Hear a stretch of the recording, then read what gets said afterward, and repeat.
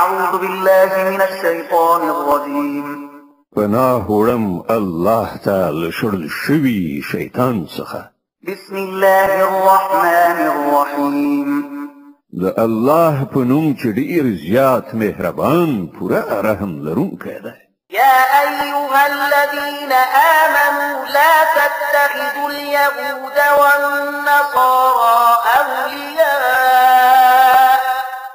بعضهم أولياء بعض ومن يتولهم منكم فإنه منهم إن الله لا يهدي القوم الظالمين. ای مؤمنانو، يهوديان او عیسایان خپل ملګری منیسي. دوی په خپل منځو کې سره ملګری دي او کله تاسو نه څوک هغوی خپل ملګری نیسي نو بیا هغه هم په همغو کې شمیرل کی.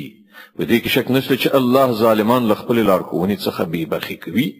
فترى الذين في قلوبهم مرض يسارعون فيهم يقولون نخشى أن تصيبنا دائرة فعسى الله أن يأتي بالفتح أو أمر من عنده فيصبحوا على ما أسروا في أنفسهم نادمين.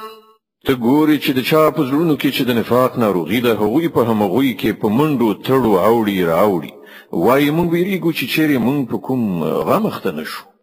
خو لرې نه ده چې کله الله تاسو ته غوڅ برای در په برخه کړي یا له خپل لوري نه کومه بله خبره څرګنده کړي نو دا خلک به په خپل دغه منافقت کې چې په زړونو کې پټوي پښیمانه وي. ويقول الذين آمنوا أهؤلاء الذين أقسموا بالله جهد أيمانهم إنهم لمعكم حبطت أعمالهم فأصبحوا خاسرين. او په هغه وخت کې به مؤمنان وایي آیا دا همغه خلک دي چې د الله سره په کلکو قسمونو خوړلو باور درکوي چې موږ له تاسو سره یو. د هغوی ټول عملونه به بېځایه یعنې ضایع شول او په پای کې دوی ناکام او نامراده پاتې شول.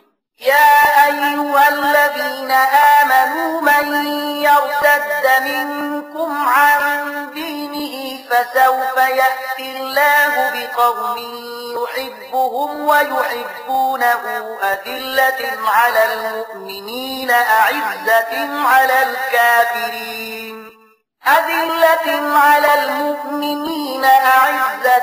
على الكافرين يجاهدون في سبيل الله ولا يخافون لومة لائم ذلك فضل الله يؤتيه من يشاء والله واسع عليم. ای مؤمنان، کله تاسو نه څوک له خپل دین نه واوړي نو وادي وړي الله به نور ډیر داسې خلک پیدا کړي چې الله ته ګران وي او الله هغوی ته ګران وي چې له مؤمنانو سره به نرمي کوي او پر کافرانو سختي چې د الله په لار کې به جد او جهد وکړي او د هیڅ ملامتونکي له پرې اچولو نه ونه ویریږي. دا د الله فضل دی چاته چې خوښ شي ور په برخه کوي. الله د پراخ وسایلو څښتن او په هر څه پوهیږي. إنما وليكم الله ورسوله والذين آمنوا الذين يقيمون الصلاة ويؤتون الزكاة وهم راكعون ومن يتول الله ورسوله والذين آمنوا فإن حزب الله هم الغالبون. ستاسو ملګری خو په حقیقت کې یوازې الله او د الله پیغمبر او هغه مؤمنان دي چې لمونځونه قایموي، زکات ورکوي او د الله په وړاندې سرټیټونکي دي. او څوک چې الله او د هغه پیغمبر او مؤمنان خپل ملګری نیسي هغه ته دې څرګندوي چې همدا د الله ډله غالبیدونکې ده.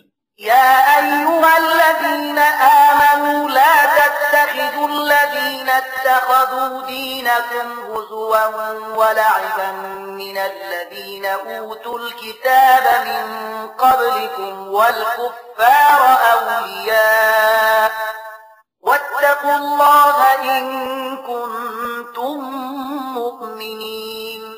اے مؤمنانو، له تاسو نه د مخکنیو اهل کتابو کوم خلکو چې ستاسو دین د ټوکو او ساتیري مورد ګرځولای دی، هغوی او نور کافران خپل دوستان او ملګري منیسي.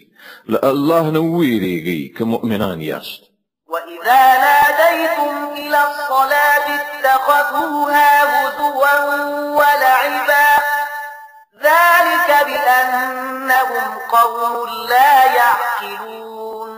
کله چې تاسو د لمانځه لپاره ندا کوئ نو هغوی ورپورې ملنډې وهي او لوبې ورسره کوي.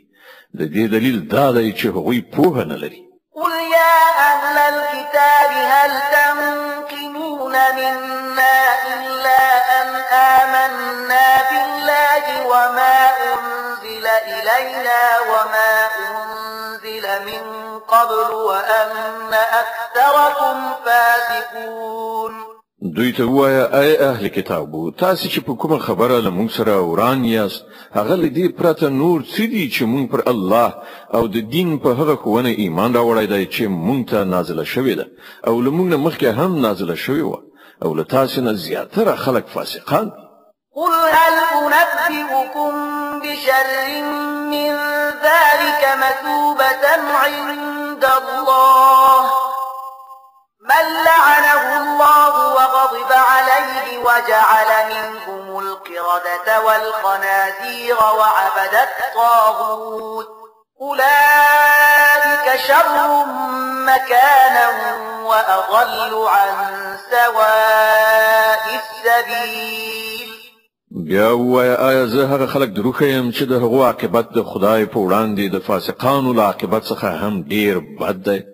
هغه کسان چې الله ور باندې لعنت کړای او غضب ور باندې نازل کړای چې له هغو څخه بیزوګان او خوګان جوړ شول چې هغوی د غیر الله د قانون اطاعت وکړ، د هغو درجه لا ډیره زیاته بده ده او هغوی له سواء السبیل یعنی سم لارې څخه ډیر زیات منحرف شوي دي.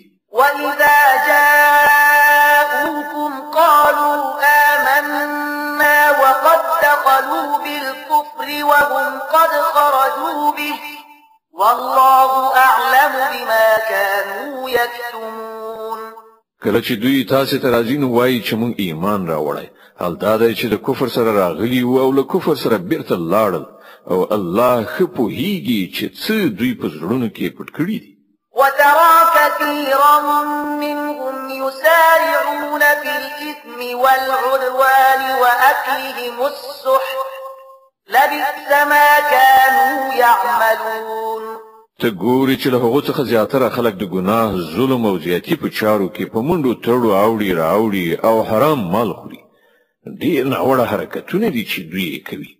لولا ينهاهم الربانيون والأحبار عن قولهم الإثم وأكلهم السحت لبئس ما كانوا يصنعون. ولی د دوی علما او روحانیون په ګناه باندې دوی له ژبې خوځولو او د حرامو له خوړلو څخه نه منع کوي.